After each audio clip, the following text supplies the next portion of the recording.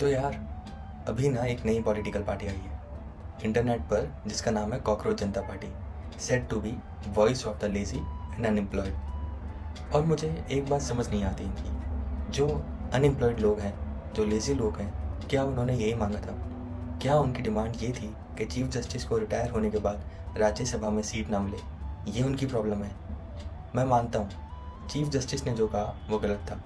उन्हें basically youth को lazy और अनएम्प्लॉयड बोलना नहीं चाहिए था, कॉकरोच से कंपेयर रहा। अब भाई इतने बड़े आदमी को ऐसा कहते हुए काफ़ी गलत इम्प्रेशन जाता है।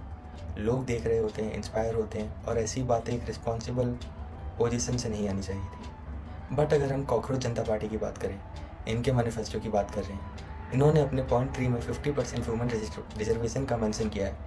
भाई अगर इक्वलिटी की बात कर रहे हो तो रिजर्वेशन क्यों? जो जेन्युइनली डिजर्व करता है, चाहे कोई भी हो, उसका क्या? What about the 51% who deserve the 50th seat but it is not given to him और her due to the reservation category? Uplift करना और रिजर्वेशन देना दोनों बहुत ही अलग चीज़ें हैं। रिजर्वेशन से तुम एक्चुअली लोगों को सप्रेस ही रहने देते हो और उनमें से कुछ लोगों को पिक करके अपना काम चलाते हो ताकि वो अपनी आवाज़ ना उठाए। Kind of controversial, right? But so है तो है। पॉइंट नंबर 4 में मेंशन किया है, अंबानी अडानी के लाइसेंस कैंसिल करा दो। भाई किस बात का कैंसिल? यूथ को ये चाहिए कल को तुम भी अपना मीडिया बनाओ, फ्रीडम ऑफ स्पीच यूज़ करो, डेमोक्रेटिक कंट्री अपनी। Be the reason for the change you want to सी।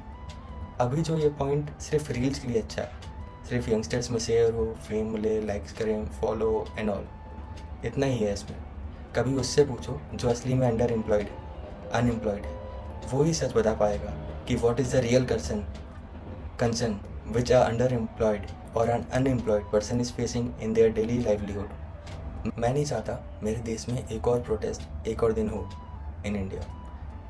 इस पार्टी में एक चीज़ अच्छी है, यह बात कह लो, पार्टी बनाओ, कंपटीशन इंक्रीज करो, लोगों के पास ज़्यादा ऑप्शंस होंगे to select best according to their ideology.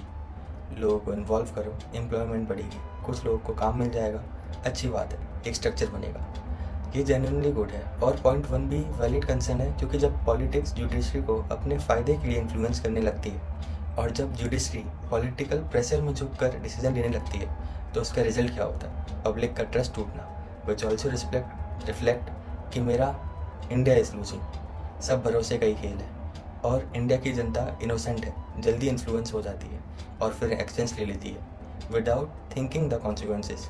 कभी अच्छे होते हैं तो कभी बहुत ही बुरे। बट यार, मेरा तो यही मानना है कि सोचो, यही होनी चाहिए कि मैं यूथ हूँ, मैं अनएम्प्लॉयमेंट दूर करूँगा, अपना भी और दूसरों का भी। That is where make in India comes in. ना कि मुझे बुरा लगा, मेरे बारे में ऐसा कैसे कहा, मुझे गलत बोल दिया तो मैं पार्टी बना के दिखाऊँगा, पावर में आऊँगा। यही ईगो है, विज़न नहीं। And don't think this is another Nepal और बांग्लादेश, जहाँ यूथ के नाम पर इमोशंस भड़का के you can come and conquer. दिमाग से सोचो, रील से नहीं। Be practical rather than influenced.